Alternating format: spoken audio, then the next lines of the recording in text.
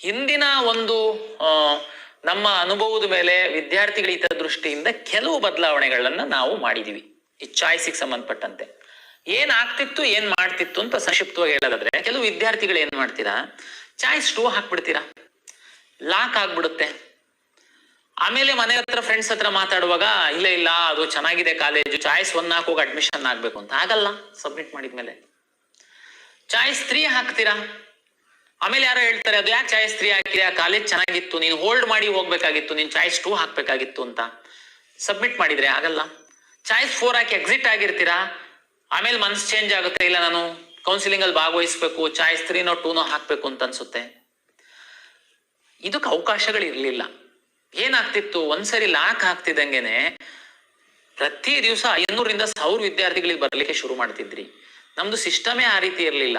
ಒಂದ್ಸರಿ ಲಾಕ್ ಮಾಡಿದೀರಾ ನಿಮ್ಮ ಹಣೆ ಬರ ಹೋಗಿ ಅಂತ ನಮ್ಮವರು ಕಳಿಸ್ತಾ ಇದ್ರು. ಈ ಸರಿ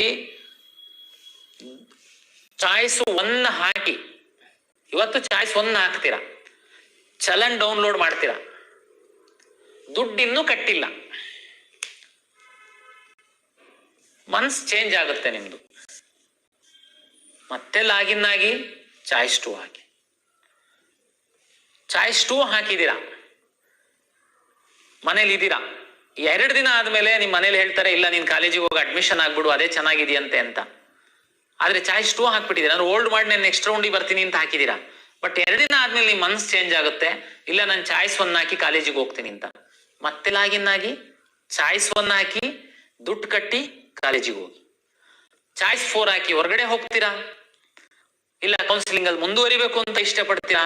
2 ದಿನ ಆದ್ಮೇಲೆ 3 ದಿನ ಆದ್ಮೇಲೆ ಮತ್ತೆ ಲಾಗಿನ್ ಆಗಿ ಯಾವ್ದು ಚಾಯ್ಸ್ 3 ಹಾಕ್ತೀರಾ 2 ಹಾಕ್ತೀರಾ ಮಾಡ್ಕೊಳ್ಳಿ. ಚಾಯ್ಸ್ 3 ಹಾಕಿರ್ತೀರಾ, ಮನ್ಸ್ ಚೇಂಜ್ ಆಗುತ್ತೆ, ಬನ್ನಿ. ಹಾಗಾಗಿ ಇದು ನಿಮಗೆ ಫ್ರೀ ಬಿಟ್ಟಿದೀವಿ. ನಿಮ್ಮ ಲಾಗಿನ್ ನಲ್ಲಿ ಮುಖ ತೋರಿಸಿ ಲಾಗಿನ್ ಆಗ್ತೀರಾ, ನೀವು ಚಾಯ್ಸ್ ಆ ಕಡೆ ಈ ಕಡೆ ಮಾಡಬಹುದು.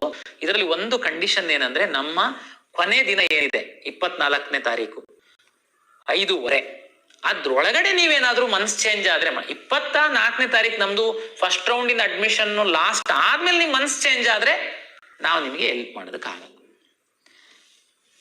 ದುಡ್ಡು ಕಟ್ಟಿ ಚಾಯ್ಸ್ 1 ಹಾಕ್ತೀರಾ, ಚಲನ್ ಡೌನ್ಲೋಡ್ ಮಾಡ್ಕೊಂತೀರಾ, ದುಡ್ಡು ಕಟ್ತೀರಾ, ಆಮೇಲೆ ಮನ್ಸ್ ಚೇಂಜ್ ಆದ್ರೂ ನಾನು ಹೆಲ್ಪ್ ಮಾಡಕ್ಕಾಗಲ್ಲ.